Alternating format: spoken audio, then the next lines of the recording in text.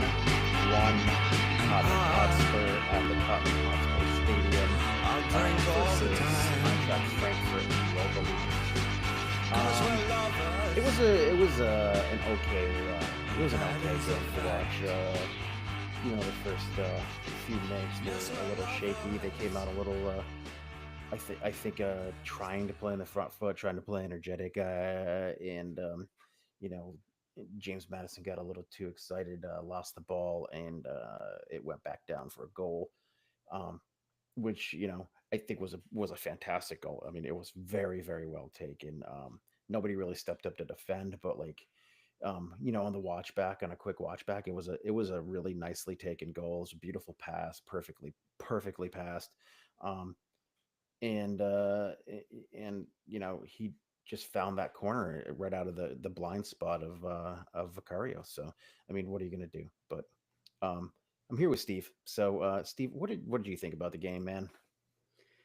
Oh man, it was another one of those where there were times that it looked like the players out there for Spurs hadn't ever played together before, which just baffles me that we're this late into the season, into Ange's second year, and we still have players who seem a little bit lost at times, confused about what they're supposed to be doing, or maybe they just don't care enough. I don't know what the deal was. But whatever he said to them at halftime definitely kicked them into gear for the second half. They were significantly better, not just in that game, but like of the better performances that I've seen in a long time. It's unfortunate that it didn't result in another goal, but not for lack of trying. I mean, we hit the crossbar, like 3 or 4 times. Bentancur had a couple of headers that were right at the keeper. I mean, unlucky. We were Yeah, unlucky. Bergvall shot, Suns heavy touch when their goalkeeper made a mistake. I mean, there were a lot of opportunities for us to clinch the win and give ourselves something comfortable heading into the reverse fixture away from home. But I have to think that if the team was turned on from the first minute, it would have been a completely different game. But we started slowly, we started poorly. Not everybody was on the same page, and we got punished for it. And I think you're absolutely right. Credit where it's due. It was a well taken strike. It was a well taken pass.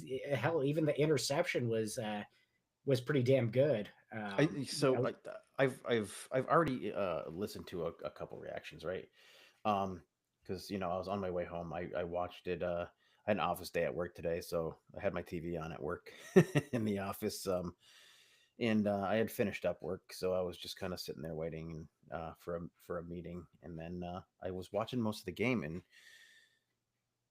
um, I really think in that period, that spot where Madison loses the ball, he should have just kept on going with it, you know, at least into the box and see what developed. He didn't do that. He turned around because I'm sure he looked to his left and was expecting Yunmin San to come bombing up the side, and he just wasn't there. He was, on the watchback, he was kind of just jogging up the side, expecting Madison to go through 7 players. And so Madison turned around, got the ball taken from him, and that's what happened with that goal. In my view, I think you're right. Significantly better in the second half. I think that is something that we're clamoring for as fans. But do you? And this is an honest, serious question. Do you think that we felt that a lot of these fans and a lot of us fans felt like it was um, significantly better based on previous results, previous what had to watch the past couple of months? Um, because or was it significantly better than the first half? Because I don't think it was significantly better play. I think it's play that we kind of expected out of the team for most of the season, at least some sort of fight. I think that there was the substitutions kind of bogged us back down, with the exception of Matisse Tell. I thought again, very energetic. I thought he was great. I thought Berval was great. I thought honestly, I thought Christian Romero was great, and I think that we're starting to see glimpses of that Pedro Porro, that we saw consistent Pedro Porro in the early season. He wasn't great defensively today, but like it's going to be a long way back for some of these guys. Yeah, it's funny you mention it, Mike, because I do think that as fans, our expectations for what this team is going to put out for us is just so low right now that meeting expectations looks like exceeding expectations. Um, and it's unfortunate, right? It's just in my mind thinking about it and reflecting on it, it's a damning piece of evidence as to how crap we've been, right? That just doing what we would have expected of the team looks like a fucking incredible performance. It's not like if it was an incredible performance, we were putting those goals away. Like if we had won this game 4 or 5-1, I would have absolutely said, no, you know what, this was, head and shoulders above every single performance that we've had since Man City. But the fact that we didn't, it just kind of puts it right about what I might have expected, um, which is not great, right? Like, I think when we talked last, we were expecting to be completely like blown away by Frankfurt. And the fact that we We almost weren't were. feels good, and that sucks because we were at home. We should have been the ones bossing it. We should have been the ones walking away with a nice, comfortable victory and a cushion going into the second leg. But we weren't, and the only reason that it doesn't feel terrible is just because of how shit we've been for so long. I mean, and Um, there were kind of glimpses of some beautiful football in there. And I don't Poro's goal, I I mean, think that it was was it gorgeous. was despite like the managerial tactics that were thrown out there. I think that these guys, it didn't look like any semblance of Ange ball that we've seen, other than the fact that our defenders were pushed so fucking far up that Christian Romero at times was playing midfield. Yep. Um, but I think for the most part, some of these players in the second half did show a little bit of fight, and I think that can be a good thing going forward. But given Frankfurt's record in this competition at home, it's going to be really really tough. Yeah, I really hope that we'll have Decky back for the second leg. I think he was sorely missed. Just his presence, his ability to cover distance and keep on going and run and run and run. He's not the fastest out there, but he's got some strength and he never stops. And there were moments in that game where you could just tell that some of the players, they just wanted to take a little bit of a break, right? Like there was some jogging taking place. There was some, particularly in the first half, one of the things that really frustrated me was how static a lot of the players were. You would get Romero at the halfway line looking to make a pass, and everybody's just kind of standing still. I remember one instance where Solanke had to drop all the way back past the midfielders just to collect the ball and give Romero an option. And Yeah. I don't know what kind of tactics that is, but it's not going to work that way. You can't just stand next to a defender and hope somebody passes you the ball. You've got to make some moves. You've got to do something, create some space for somebody else. You can't just have 4 or 5 attackers standing still and playing a game of well, okay, who's gonna move first? Who's gonna try to show for the ball? Who's gonna make that run? And then it's hard to criticize because there are times where they do make the runs and nobody passes it to them. So it's just really frustrating how it doesn't seem like the team is on the same page, right? I mean, I think I mentioned it to you during the game, Mike. There were times where it looked like Madison was the exact opposite of Harry Kane in his partnership with Son. Everything that he wanted to do, Son with Madison, Matters was doing the opposite. Yeah. And it's just frustrating because you would think that after all this time, they would have some semblance of an understanding as to what each other wants, when the other's in possession, but it just doesn't look that way. And it's not just Madison and Son either.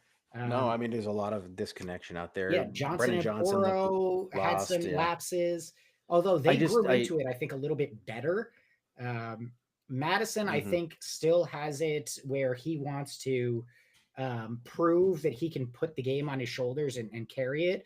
And I think his assist for the goal absolutely showed that drive and determination. You saw at times that he was trying to ramp up the crowd as well and get them excited.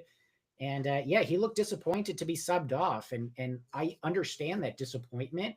I still think it was probably the right decision. I think Bergvall was offering a little bit more at that point in the game than Madison was, but credit where it's due. I've been critical of him at times throughout the season, and I do like the desire, at least, that I'm seeing from him. He's not shying away from difficult times, and that to me is a great thing from him, because we've heard, particularly from Leicester fans, when things are going bad, he just disappears.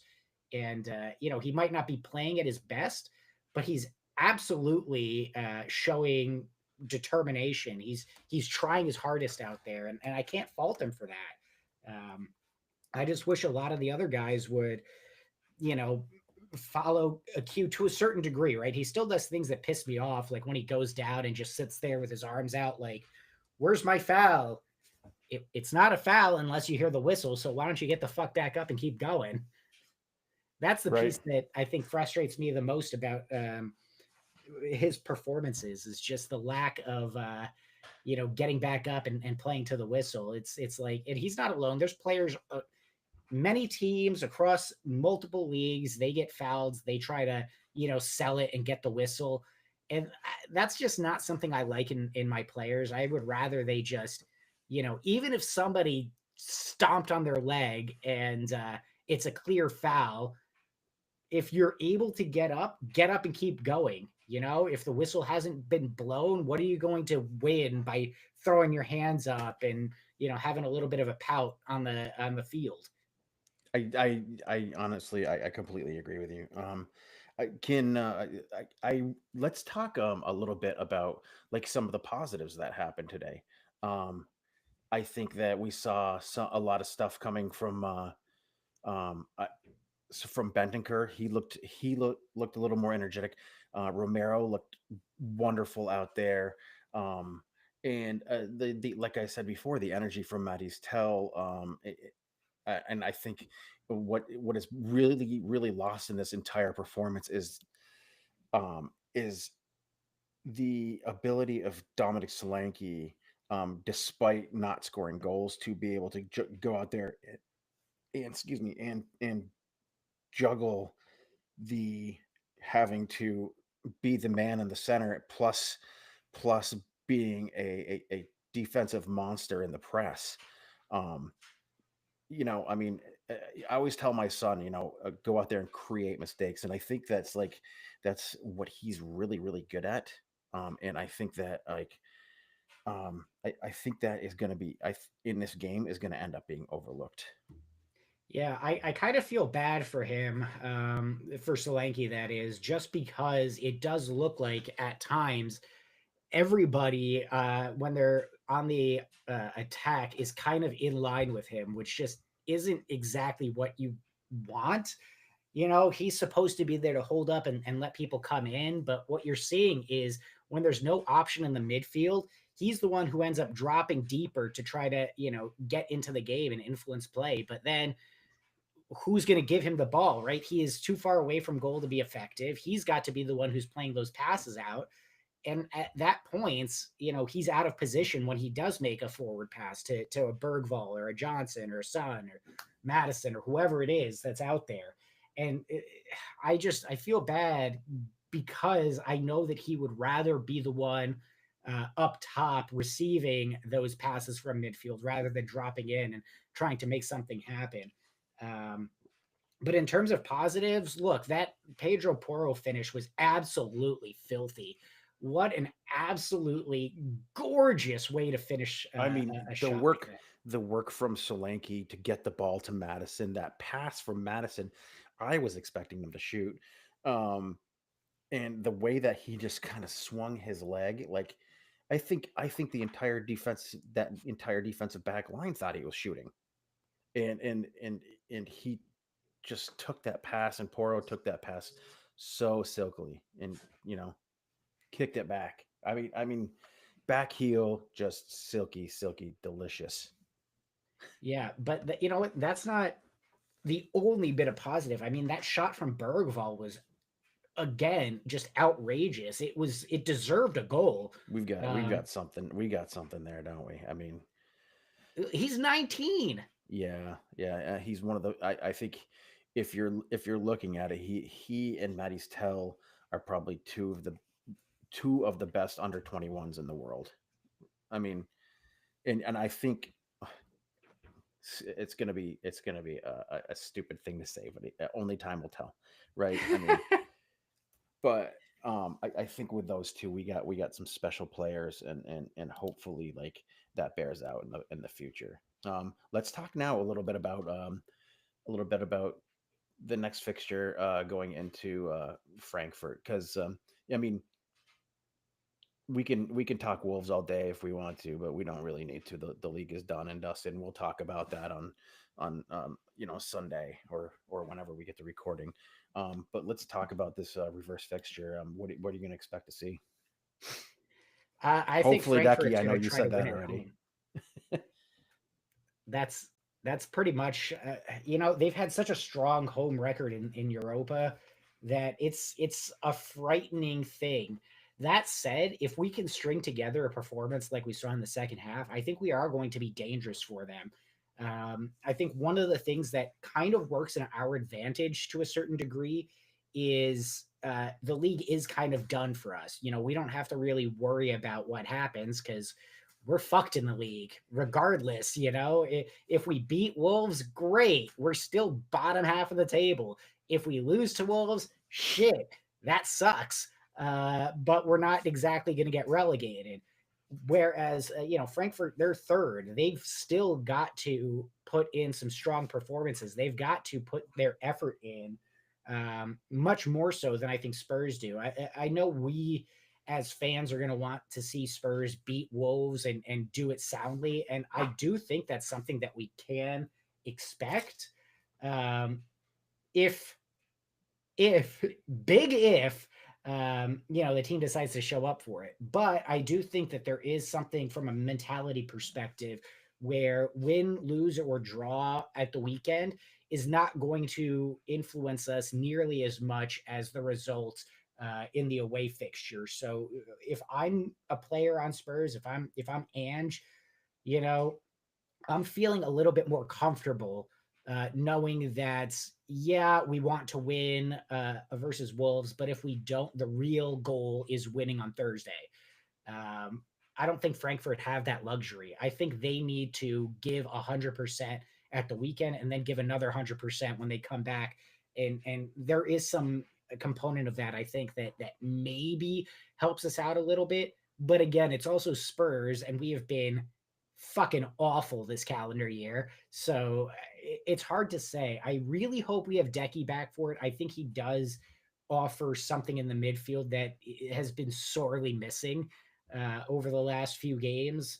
But even if we don't, I do think that I saw enough today that makes me feel like the team is going to put it all on the line in the reverse fixture to try to get something out of it. I think they all know that this is their opportunity to turn a shit season into something special.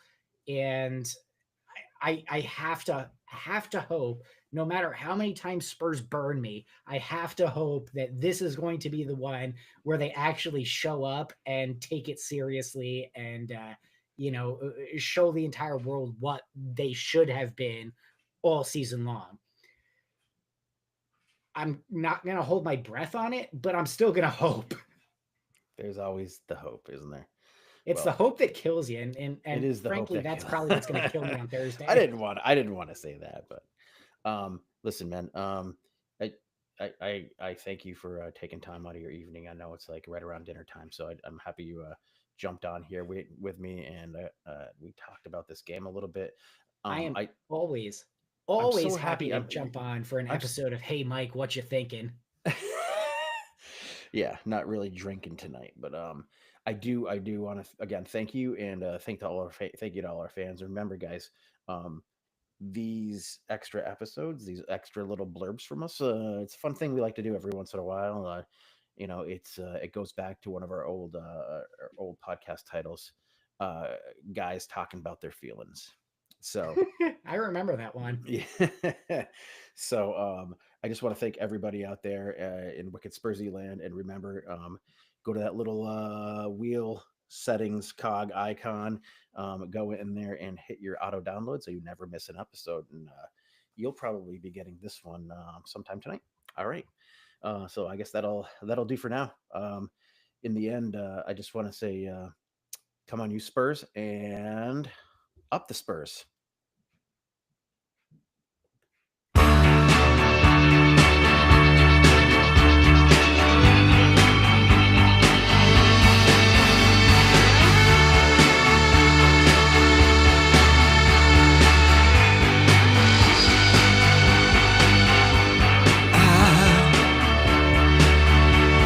I will be king, and you will be queen. Though nothing will drive them away, we can beat them just for one day. We can be heroes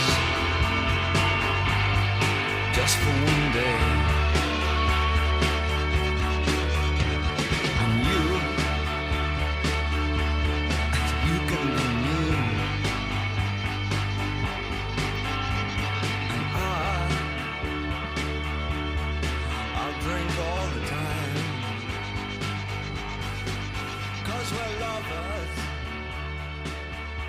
and that is a fact. Yes, we're lovers. That is that. All right, man. Here we go. And we're uploaded. Nice. So